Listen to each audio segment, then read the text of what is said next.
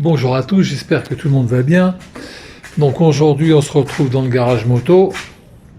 Et en fait j'étais en train de bricoler et j'ai pensé à un petit truc, je me suis dit ça serait peut-être bien que je fasse une petite vidéo dans ce sens-là. Alors en fait, là on est début décembre 2021, depuis mi-novembre les motos bougent plus, à mon avis je ne les ressortirai pas avant mi-mars. Avant je roulais toute l'année mais maintenant c'est fini.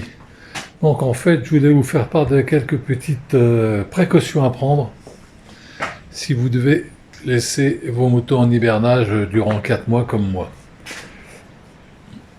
Donc la première chose à faire que je fais, c'est pour les réservoirs acier, comme la 800 VFR ou la 1400 GSX, remplir à ras-bord d'essence pour éviter que le réservoir ne s'oxyde.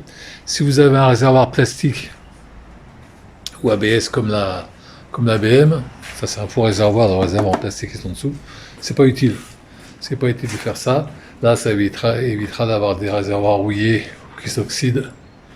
Même si 4 mois, c'est pas une période encore hyper longue.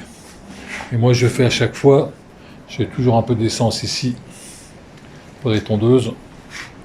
Et en fait, je fais la pointe quand je rentre sur ces deux motos-là.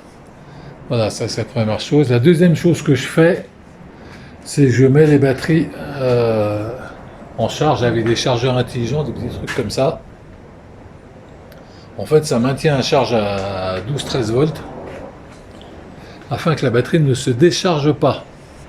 Alors ça, c'est pour la VFR et pour les deux autres, j'en ai deux là. Voilà. Donc en fait, là, ils sont éteints. Il y a une petite diode qui s'allume quand ça charge. Là, ça ne charge pas évidemment.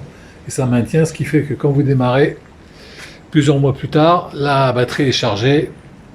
Donc ça évite de galérer à démarrer et ça évite de trop tirer sur la cellule, sur le pont de diode que vous avez sur les motos. Certaines sont sensibles, comme celle-ci, 800 VFR. On a eu beaucoup de cellules redresseuses cramées. Deux choses. La troisième, c'est que je graisse les chaînes pour les motos qui ont des chaînes, c'est-à-dire ces deux-là.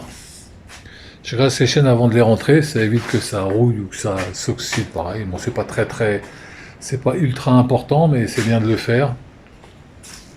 En plus, ça vous permet d'avoir une chaîne en bon état quand vous prenez la route. Et dernière chose, c'est une vidéo qui sera rapide.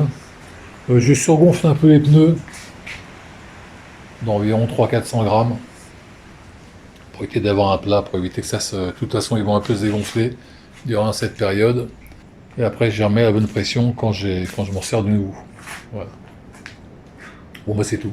C'était quelque chose de rapide. Voilà, c'est tout pour aujourd'hui. Mais écoutez, je vous dis à très bientôt. Portez-vous bien. Bye.